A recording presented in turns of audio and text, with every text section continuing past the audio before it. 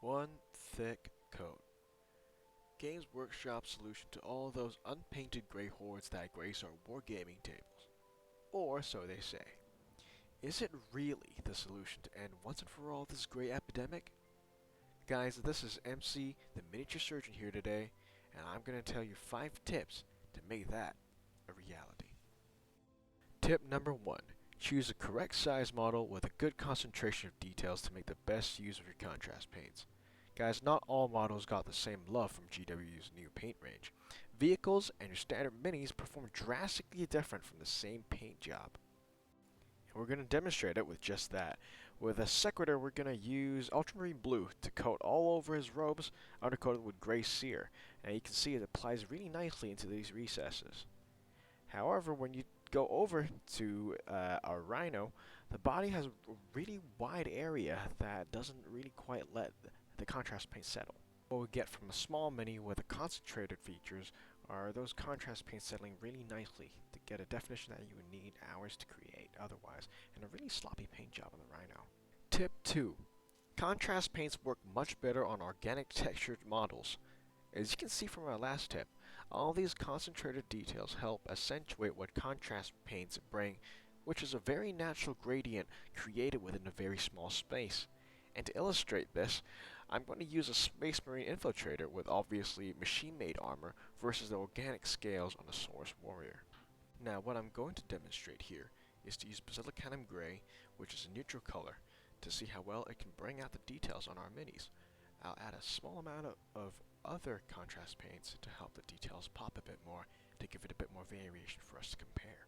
Now, as you can probably already see by now, the contrast paint is working a lot better on the Saurus Warrior by having those deep recesses crowded in a small space. It really brings out the details, and all the other colors on with the contrast paints also help each other out. Whereas on the Space Marine, even if I colored the shoulder pads red in a very vibrant color, it still looks a bit sloppy with it settling in different areas.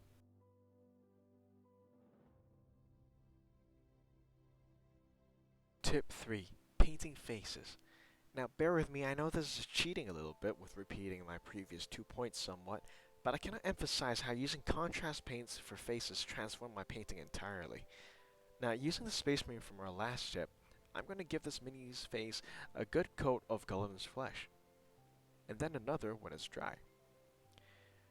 Now as you can see, with very minimal effort, we were able to build a wonderful contour in the space of minutes. Tip 4. Using metallic undercoats.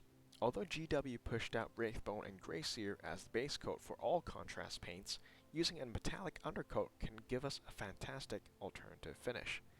Here I have 2 Liberator shields, one undercoated with Retributor armor and one with Gray Seer.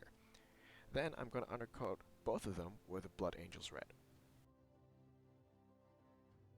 Now coating both of these shields with a coat of Art Coat, giving them a shine, the one with Retributor armor undercoat is obviously a lot more vibrant than the one with Gray Seer.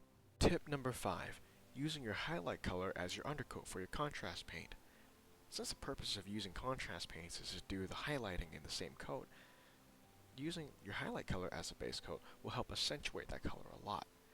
Now, in this example, I'm going to paint Magos purple contrast paint over the Seer's robe, which is undercoated with Gray Seer.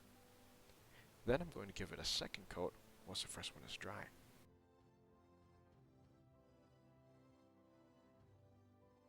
Comparison, I have undercoated the fabric on this Caval's Death Rider with a mix of 1:1 Ultron Gray to Gene Stealer Purple, and then I'm going to apply 2 coats of Magos Purple.